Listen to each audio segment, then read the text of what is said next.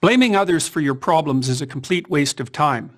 When you do that, you don't learn anything. You can't grow and you can't mature.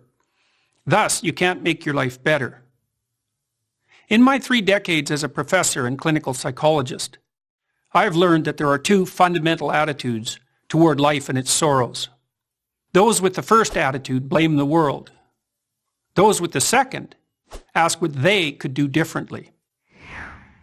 Imagine a couple on the brink of divorce. They're hurt and angry. The unhappy, bitter husband recalls the terrible things his wife has done and the reasons he can no longer live with her. The harried and disillusioned wife, in turn, can describe all the ways her husband let her down. Each has a long list of necessary changes for the other person. Their prospects for reconciliation are grim. Why? Because other people aren't the problem. You're the problem. You can't change other people, but you can change yourself. But it's difficult. It takes courage to change, and it takes discipline. It's much easier and much more gratifying to your basest desires to blame someone else for your misery. Consider the youthful activist making a statement against the corrupt capitalist system by smashing in the storefront of a local business. What has he done other than to bring harm to people who have nothing to do with his real problems? The guilt, doubt, and shame he will inevitably feel in consequence will have to be suppressed so his beliefs can remain unchanged. And that suppression will do nothing but foster his anger and alienation. In the play The Cocktail Party by American English poet T.S. Eliot, one of the characters is having a very hard time of it. She speaks of her profound unhappiness to her psychiatrist. She tells him that she hopes her suffering is all her own fault. Taken aback, the psychiatrist asks why. Because, she tells him, if it's her fault, she can do something about it. If it's in the nature of the world, however, she's doomed. She can't change everything else. But she could change herself. Now, there are people who seem to be consigned to a terrible fate, but most of us aren't. Most of us have a chance to make our lives better. But how? Start small. Ask yourself a few questions. Have you taken full advantage of the opportunities offered to you?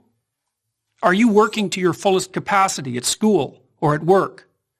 Have you, in other words, set your own house in order?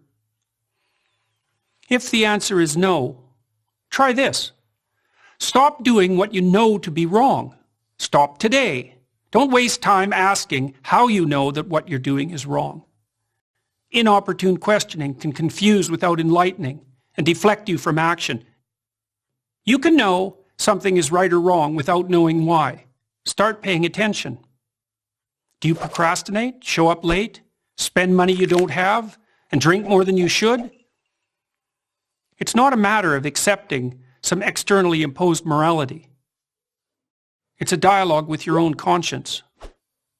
What are you doing that's wrong from your own perspective? What could you put right now? Get to work on time. Stop interrupting people. Make peace with your siblings and your parents. Diligently utilize everything you already have at hand.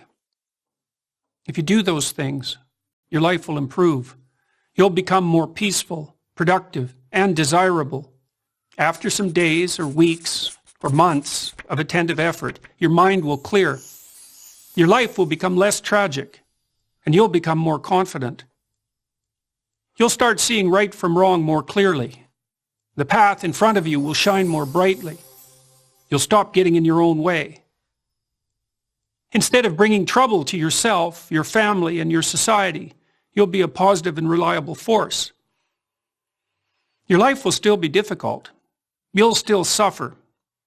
That's the price of being alive. But maybe you'll become strong enough to accept that burden, and in that fashion, even come to act nobly and with purpose.